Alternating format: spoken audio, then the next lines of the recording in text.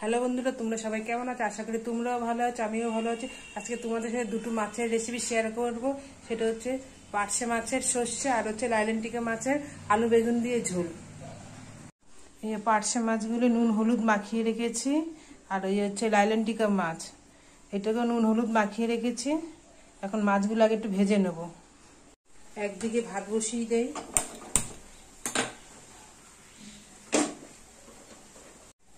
কড়াইতে তেল দিয়ে দেই। কড়াইতে তেল গরম হয়ে গেছে। প্রথমে এই লাইলেন্টিকা মাছগুলোকে আগে ভেজে নেব।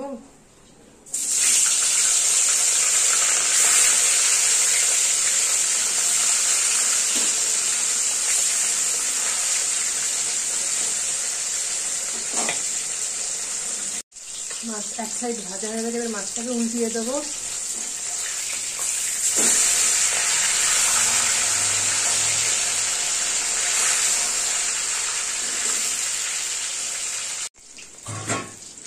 মাছ ভাজা হয়ে গেছে, এবার নামিয়ে নেব।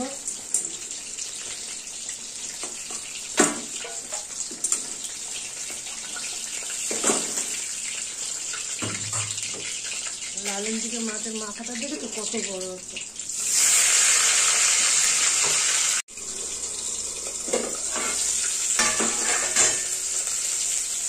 মাথাটা পুরো ভাজা হয়ে গেছে, তুলে নেব। পার্শে মাছগুলো হালকা একটু ভেজে নেব। সর্ষে করবো যেটা, হালকা একটু ভেজে নিতে হবে।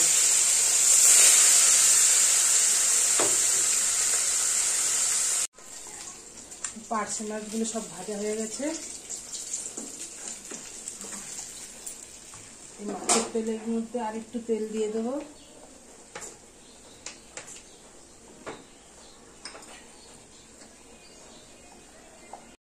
তেল গরম হয়ে গেছে, গোটা জিরে দিয়ে দেবো।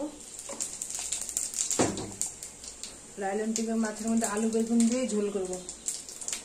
বেগুনগুলো এরকম করে কেটেছি, লম্বা লম্বা করে কেটেছি সব আলু বেগুন।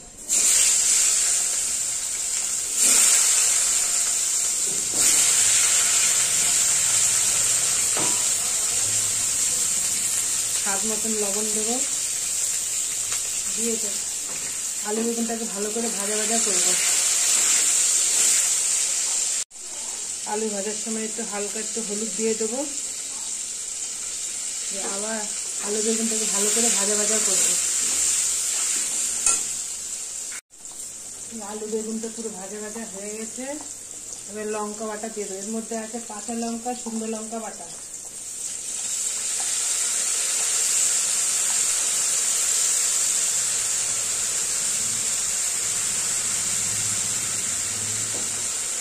এটাকে ভালো করে আবার ভাজা ভাজা করে নিতে হবে, মশলাটাকে ভালো করে কষিয়ে নিতে হবে। এদিকে আলু বেগুন মশলা দিয়ে পুরো ভালো মতন কষানো হয়ে গেছে। এর মধ্যে এবার পরিমাণ মতন জল দিয়ে দেবো। বেশি জল হবে না, ঝোল মাখা মাখা হালকা। ঝোলটাকে ভালো করে ফুটাবো। এদিকে আমার ভাতও হয়ে গেছে, এই ভাতটাকে উপর দিয়ে দেবো ভালো করে। এদিকে মাছের ঝোল পুরো ফুটে গেছে, আলুও প্রায় সিদ্ধ হয়ে গেছে। এই মাছগুলো এক এক করে দিয়ে দেবো।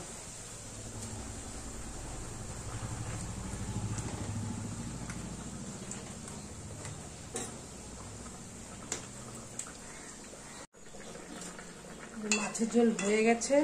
নামানোর আগে জিরা বাটা দিয়ে দেবো। জিরা বাটা দিয়ে একটু ফুটিয়েই নামিয়ে নেব।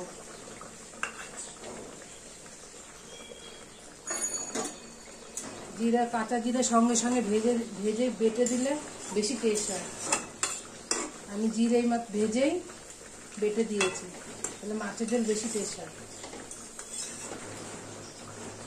মাছের ঝোল পুরো হয়ে গেছে, এখন নামিয়ে নেব।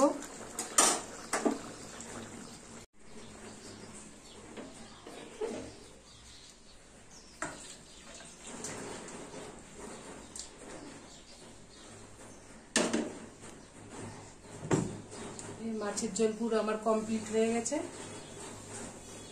এবার করবো পার্শে মাছের সর্ষে। এই কড়াতে আবার তেল দিয়ে দেবো।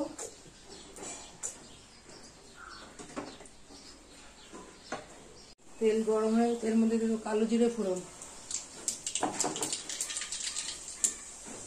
আর এর মধ্যে দেবো কাঁচা লঙ্কা আর শুকনো লঙ্কা বাটা।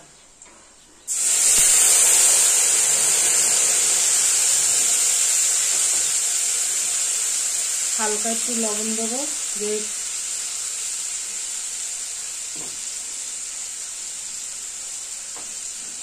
হালকা একটু হলুদ দিয়ে দেবো,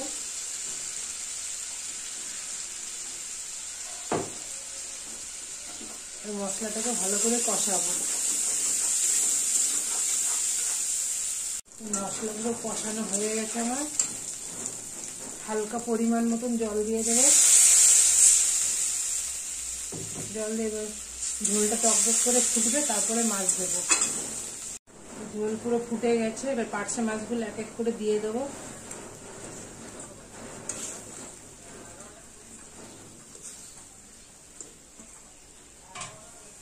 এর মধ্যে দিয়ে সর্ষে বেটেছি, এর মধ্যে দিয়েছি হালকা হলুদ, একটা কাঁচা লঙ্কা, একটু লবণ দিয়েছি। এর সাথে মিক্স করে বাটলে তেতো হয় না, মিষ্টি মিষ্টি থাকে, সর্ষেটা তেতো ভাব হয় না।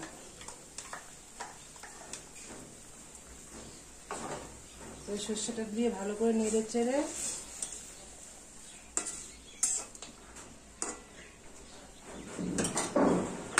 এর মধ্যে দিয়ে দেবো জিরের গুঁড়ো।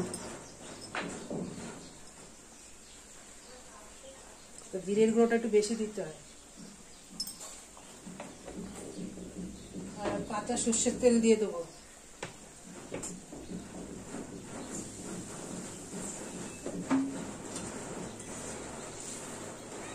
দিয়ে এবার ঢেকে দেবো।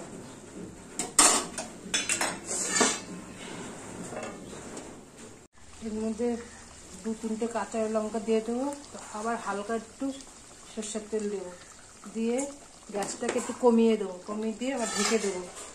5 মিনিট মতন ফুটবে, ফুটলে নামিয়ে নেবো। পাঁচটা সর্ষে পুরো আমার হয়ে গেছে। নামানোর আগে একটু ধনেপাতা ছিটিয়ে দেবো, দিয়ে আবার একটু হালকা ঢেকে দেবো। প্রায় হয়েই গেছে আমার, হয়ে গেছে রান্না। এবার নামিয়ে নেব।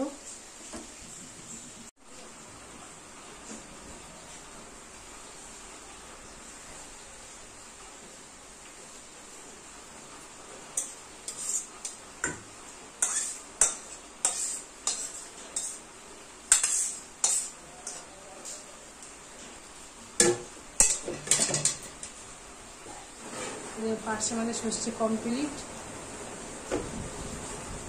সমস্ত রান্না বান্না হয়ে গেছে। তোমাদের দেখাচ্ছি ব্যাক ক্যামেরায়। এই যে প্লেন ভাত করেছি, আর হচ্ছে এই যে পার্শে মাছের সর্ষে দিয়ে করেছি। রেসিপিটা খুবই ভালো হয়েছে, তোমরা ট্রাই করে দেখতে পারো। আর হচ্ছে এই যে লাইলেন্টিকা মাছ আলু বেগুন দিয়ে জিরা বাটা দিয়ে ঝোল করেছি, মাখা মাখা ঝোল। এই রেসিপিটাও খুব ভালো হয়েছে। এই মাছের কাটা নেই, বাচ্চাদেরও খুব ভালো লাগবে, তোমরা ট্রাই করে দেখতে পারো।